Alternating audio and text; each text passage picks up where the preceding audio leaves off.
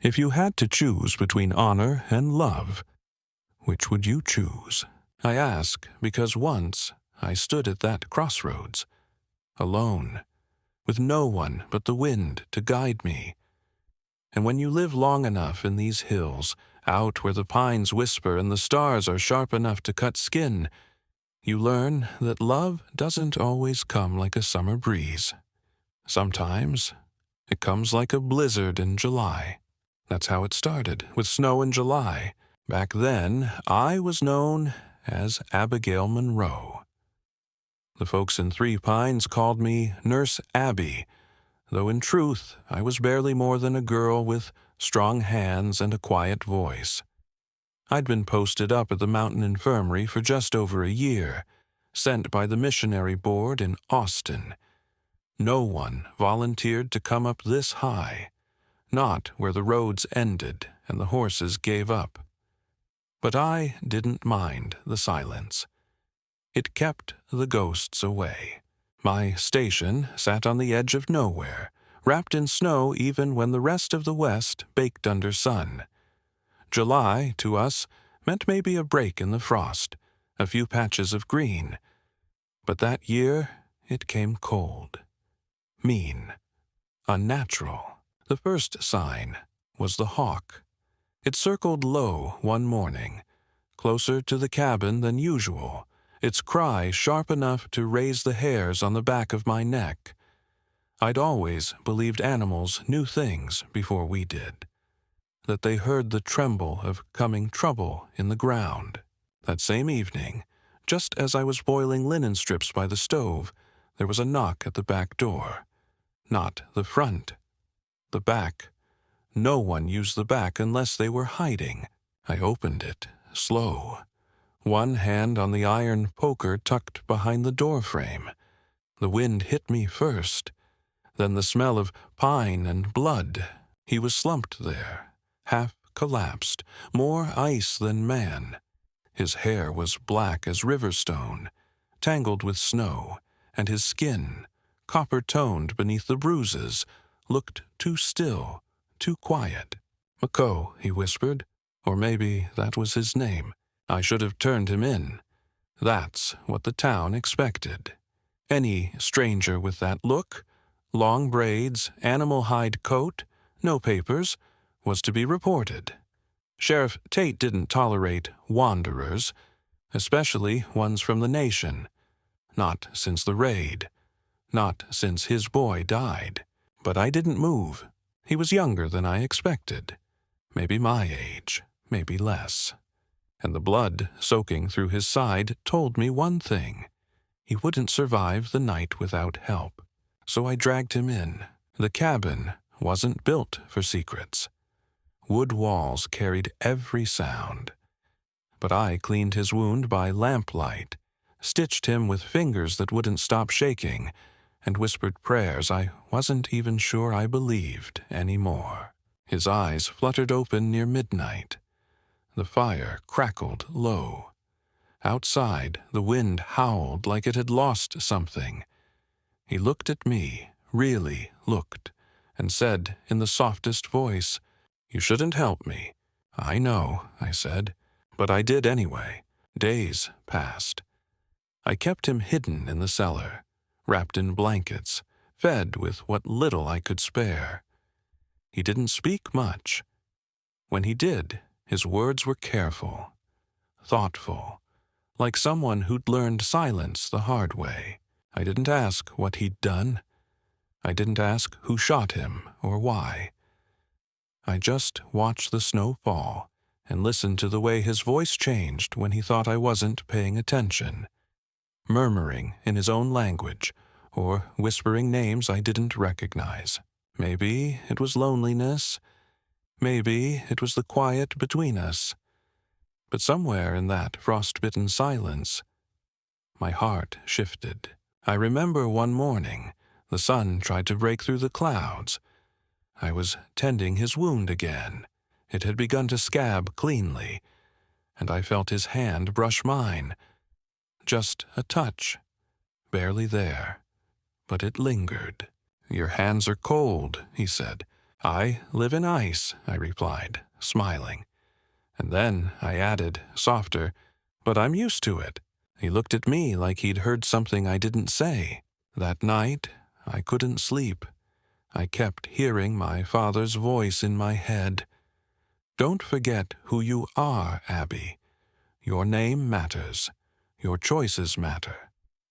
But he'd never known what it was like to look someone in the eyes and feel your whole world tilt.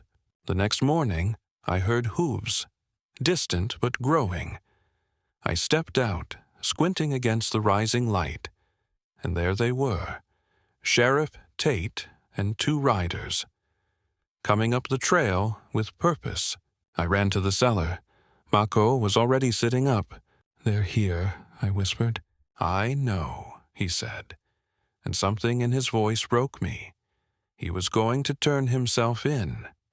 I could see it in his eyes, resigned, like the earth had made its decision and he wouldn't fight it. But I grabbed his hand. Don't, I said, not yet. He didn't ask why. And maybe that's when I knew this wasn't kindness anymore. This was love, forbidden, dangerous, maybe even deadly. But it was love, and the snow, it kept falling, as if the sky didn't care that it was July. If you had to hide the person you loved, and knew it could ruin you, would you still do it? I didn't sleep that night. Not truly. Not when the knock could come at any hour. Not when I kept hearing my own heartbeat louder than the wind outside. Every time the floorboards creaked or the stove cracked, I thought they'd come back. But they didn't, not yet. The sheriff and his men only stayed long enough to ask a few questions. Had I seen a stranger? Heard anything strange? Someone said they'd tracked blood past the gulch.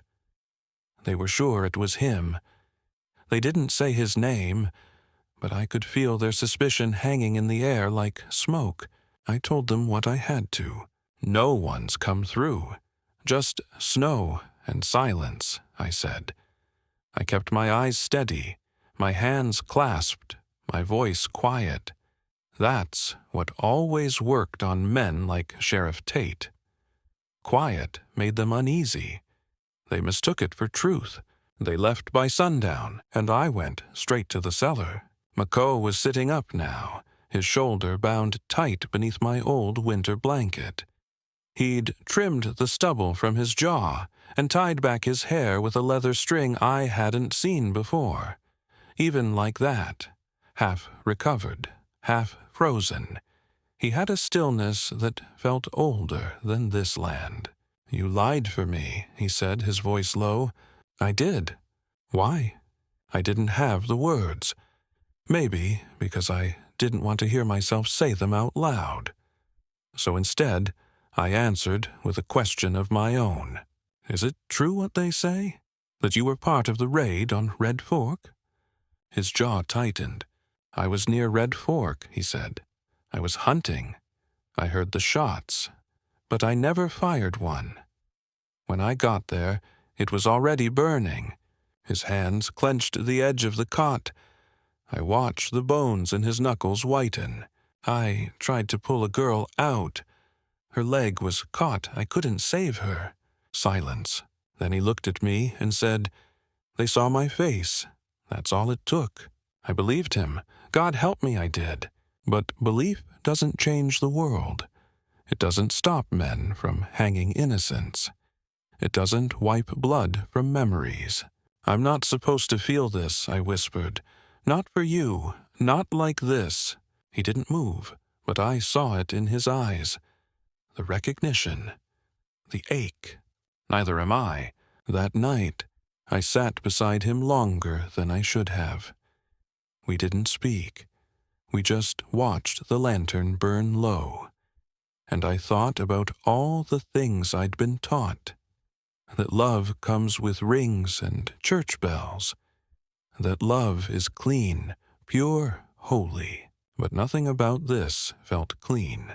It felt like fire under the skin, like standing at the edge of a cliff, knowing you're about to fall and not caring if you do. The next morning, I took him upstairs. His fever had broken. His wound was healing. I told myself it was too cold to keep him in the cellar, that he needed warmth. But the truth was, I just wanted him closer. I made coffee. He sat at my table like he'd always belonged there. His fingers curled around the chipped blue mug I'd found at a trading post 2 winters ago. "You ever think about leaving here?" he asked. "All the time," I said, "but I wouldn't know where to go." He nodded. "Freedom's not about where you go. It's about who you become." And just like that, I saw it. Not the fugitive, not the wounded man, but someone whole. Someone who'd lost so much and still chose to be gentle. That evening, it snowed again. Big flakes this time. Heavy. As if the sky had decided to bury the entire mountain in silence. I stood at the window, watching it fall. He came up behind me, close enough that I could feel the warmth of him through the wool. He didn't touch me. Just stood there. "I should go," he said. I closed my eyes. "If you go, they'll kill you. If I stay, they'll kill you." I turned to face him, and then I kissed him. Not the kind of kiss that's sweet or careful. The kind that breaks something. The kind that makes you forget what the world thinks, and remember what it feels like to want. When we broke apart, I saw the tears in his eyes. "You don't know what you're doing," he said. "Yes, I do," I whispered, "and I'll do it again, because I knew then. I knew that whatever life I had left wasn't going to be lived out in safety. Not anymore. Not after him. That night, I left the front door unlocked, and when he came to me again, there was no hesitation, only snow and silence, and the sound of 2 hearts choosing each other against all reason. But reason is a cold comfort in a place like this. And love burns warmer than any fire. What do you do when love makes a liar out of you? Do you run from it? Or do you stay and watch everything you once were burned to ash? It had been 10 days since I found him in the snow. 10 days of lies, whispered truths, and stolen glances over the lip of a coffee cup. 10 days of warming a stranger's hands by my stove, and learning they fit too perfectly in mine. We'd stopped pretending it wasn't happening. At night, he'd wait for the lantern to go out and slip from the cot into my arms, his breath warm against my neck. He didn't speak much during those moments. Neither did I. There was nothing to explain, only to feel. But the silence outside was changing. It wasn't the peaceful kind anymore. It was the kind that comes before a hunt. I felt it first in the wind, in the way the crows had gone quiet. Then came the knock, not at my door this time, at Widow Harrow's, 3 cabins down the ridge. I saw the torches flicker there after dark, and the next morning, word reached me on the trail. They'd found another set of tracks near the river bend. Blood in the snow. Fresh. Sheriff Tate was riding high on that news, said it was only a matter of time. Said the savage couldn't run forever. I remember standing by the stove that night, stirring a pot of beans with a shaking hand. "They're circling," I said, "closer every day." Mako didn't look up from where he sat, sharpening his blade. Not a weapon for attack, just an old hunting knife, the kind a man carried more from memory than need. "I can leave tonight," he said. "No." My voice cracked like ice under weight. "You're not ready." "I'll never be ready," he replied. "That's the point." I turned to face him, my apron still dusted with flour, my heart thudding like a hammer. "You think this is just about you? You think you're the only one who'll pay if they find you here?" I moved toward him, my hands clenched at my sides. They'll burn this place to the ground. They'll say I betrayed the town, betrayed the law, betrayed your family," he said quietly. I swallowed hard. My father died believing the law was holy. My mother spent her life convincing me obedience was a virtue. And now I'm hiding a man they want hanged, because I'd rather kiss him than see him bleed. He stood, slow, careful, like every movement mattered, then let me go. "No," I said again, but softer this time, because I was tired of choosing, tired of measuring my heart against someone else's rules. That night, the snow fell heavier than ever. It muffled every sound. Even the fire crackled soft, as if the world was holding its breath. We lay together on the floor beside the stove, wrapped in the quilt my mother had sewn before she passed. I told myself it was just for warmth, but warmth was never the danger. The danger was his fingers brushing the hollow of my throat, the way he said my name like it was a prayer, the way he looked at me like I was the first good thing he'd seen in years. "I've never had anything that wasn't taken," he whispered. "Not my land, not my brother, not even my name. But you chose me." I kissed him again, not out of passion, out of defiance, out of grief, because I knew what was coming, and so did he.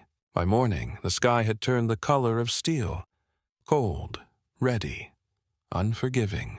We sat in silence over breakfast. He buttered the last piece of bread. I watched the steam curl from my coffee like smoke from a church candle. Then he said, "When the thaw comes, I'll be gone." I nodded, even though every part of me screamed no. "Promise me," I said, "that when you go, you won't look back." He didn't answer. Instead, he reached into his coat and pulled out a small bundle, wrapped in leather, tied with sinew. Inside was a carved wooden figure, a hawk, wings folded, eyes sharp. "For you," he said, "so you don't forget the wild." I took it in both hands. It was warm from his pocket, but it trembled in mine. "I could forget everything else," I whispered, "but not you." He touched my cheek, just once, then turned away as if that made it easier. But it didn't, because sometimes, when love comes late, it comes fierce, and it won't leave gently. That night, I couldn't sleep. I lay awake, listening to the sound of his breathing, memorizing it. The slow inhale, the soft exhale, a rhythm I'd come to depend on, and dread losing. If you had to choose between honor and love, would you choose what's right, or who's right for you? When the morning came, the sun cracked through the clouds for the first time in days, and I knew the storm was far from over. If the truth could tear your world apart, would you still speak it, or would you swallow it, carry it alone, just to keep someone safe? That's the question I asked myself as the thaw began. Not a sudden melt, no. Just a slow drip, a softness to the air, a change in how the snow crunched beneath your boots, like the mountain had finally exhaled after holding its breath all winter. But with the thaw came footprints. With the thaw came blood that wouldn't hide beneath frost. And with the thaw came men. Sheriff Tate rode up first, early morning, sun barely touching the ridgeline. He didn't knock this time, just stood at the edge of my porch, hat in hand, boots still muddy with pine needles and something darker. "Miss Monroe," he said with that voice of his, polite enough to chill you. I stepped out, hands dry from washing linens, apron still tied. "Sheriff," I answered, calm, almost too calm. He didn't sit, didn't smile. "We got word he's near, maybe even hiding up here. Thought I'd ask again if you've seen anyone unusual." I wanted to laugh, Unusual? This whole life of mine had become one long, strange heartbeat I couldn't slow down. No strangers, just the usual ghosts. He nodded, slowly, but his eyes didn't move from mine. Funny thing, he said.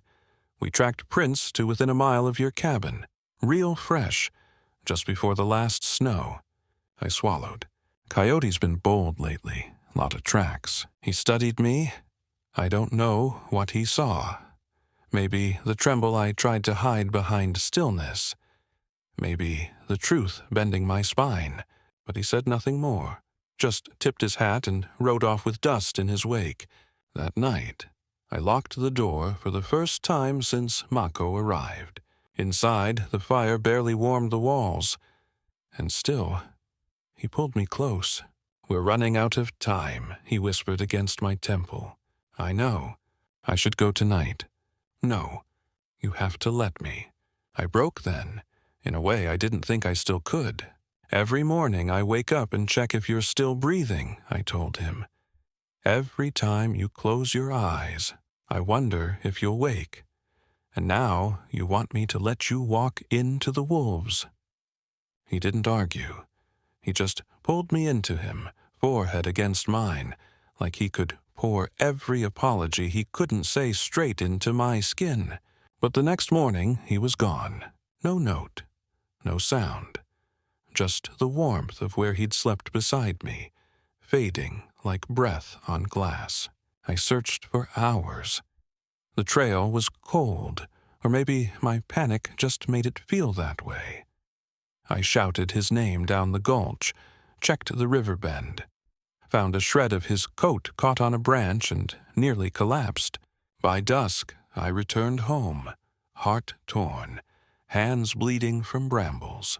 And there, sitting at my kitchen table, was Mako. His face was battered, blood at his temple, one eye already purpled. He looked up like a man caught in a fire. They caught me, he said, or almost did. I led them off, doubled back. But they'll be back, soon.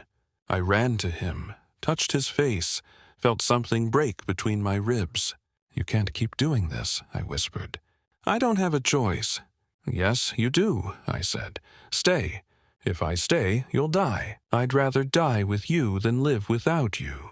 We didn't speak after that. Just held each other on the cold floor of the kitchen as the last light disappeared through the window pane. Later that night, I took my father's old rifle down from the attic. I cleaned it, oiled it, loaded 2 bullets. I didn't know who I'd need to use it on, but I knew the moment was coming. If you had to choose between dying with the one you love or living in a world that punished you for loving them, what would you choose? The next morning, I heard the hooves. Not 3 this time, 5. Voices, barking orders. The sound of boots crunching the half-melted snow outside my window. Mako stood behind me, shirt torn, knife still on the table. I'll go, he said. Let me walk out. They'll take me. You stay here. Safe. But I didn't move. You're not going anywhere, I said, not without me. His eyes searched mine like a man who'd already accepted the gallows. And then the knock came. Slow, hard, like the start of a war. Outside, someone shouted, "Open up, Abigail Monroe. We know he's in there." I tightened my grip on the rifle. I won't let them take you, I said. And in that moment, I didn't care what they called me. I didn't care what name they carved into my gravestone, because love is louder than honor. And sometimes the only way to save someone is to burn the world that wants to hang them. The door shook, another knock, a warning, and the snow, it kept falling, even in July. What would you do if the world came to your door, demanding you give up the only person who ever made you feel alive? Would you stand down, or would you raise the barrel, knowing it could be the last thing you ever did? I stood in front of that door with the rifle tight against my chest, hands shaking, not from fear, but from everything else. Grief, rage, love, and that terrible knowing that nothing after this moment would be the same. Mako stood behind me, silent, still. "Let me," he whispered, but I shook my head. "They don't get to choose the ending." Another voice outside barked, louder this time. "You have till the count of 10 to bring him out. After that, we take the cabin." I'd seen what happened when men like Tate made threats. He didn't bluff. He never had. And yet, I didn't open the door, because if I did, I'd be letting go of the one thing that had ever made this frozen world feel warm. "One," the voice cracked like a whip. Mako stepped forward, reached for the latch. "Abby." "Two." I raised the rifle. "Don't," I said. "You walk out there. They won't just arrest you. They'll make sure no one ever knows the truth." "Three." He placed his hand over mine. "Then tell the truth." "Four." My voice broke. "I'm tired of truth. I just want you." "5." Outside, the horses shuffled. I could hear spurs, the scrape of leather, and then another sound. Wind. Cold. Fierce. Rushing down from the hills like a scream. But it wasn't just wind. 6. Snow. Big, thick flakes. Blinding. Furious. It fell with a vengeance. The storm that had been waiting had arrived. I don't know what made me open the door. Maybe it was instinct. Maybe it was madness. But I did. The world outside was white chaos. Figures moving like ghosts, half lost in the blur of snow and wind. And through it all, silence. No shouts, no gunfire. Just the storm swallowing everything. Mako stepped up beside me. No coat. Just the blood-stained shirt I hadn't had time to wash. His face bare. His eyes steady. He looked at them, and they looked back. And for a moment, just a moment, no one moved. Then Sheriff Tate stepped forward, rifle across his chest. His eyes narrowed. "You harboring him?" he asked. I didn't blink. "I am." "You know what that means." "I do." "You gonna shoot me, Abigail Monroe?" "If I have to." He looked at me for a long time, not as a lawman, not as a hunter, but as someone who'd once known my father, someone who remembered me with pigtails and a hymn book too big for my hands. Then, slow as the snow falling, he lowered his rifle and turned his horse around. The others hesitated, but followed. Just like that, they were gone. No words, no bullets, no blood. Only the wind howling through the pines and the snow. Mako closed the door behind us. I sank to the floor, rifle still clutched to my chest like a relic. He knelt beside me. Why did they leave? I laughed. Or maybe I cried, or maybe it was both. Because sometimes God sends a storm loud enough to stop even the cruelest men. We sat there for a long time. No fire, no words. Just the sound of the snow pounding the roof, relentless and strange, as if heaven itself had wept for us. That night we made no plans, no escape route, no farewell. We simply were, and that was enough. Weeks passed. The thaw came late. When it finally did, it took the trail with it, and the last of the blood, the last of the fear. By August, the mountain was green again. The wildflowers returned, and so did the birds. But I never saw Mako again. One morning I woke, and his side of the bed was cold. The hawk carving was left on the windowsill. Nothing else, no note, no goodbye. Just a memory, a love too wild to hold, too sacred to cage. Years passed. The world moved on. People forgot. The sheriff retired. I stayed. I tended to the sick, raised 2 orphans whose mother died in childbirth, grew old. But every year, when July came, I'd watch the skies, just in case. And once, just once, there was snow. I stood outside, palm outstretched, and let the flakes fall into my hand. Soft, quiet, familiar. I smiled, because some love stories don't need an ending. They just need to be true. So I ask you again, if you had to choose between honor and love, between what the world says is right and what your soul knows is real, what would you choose? I made my choice when the snow fell in July.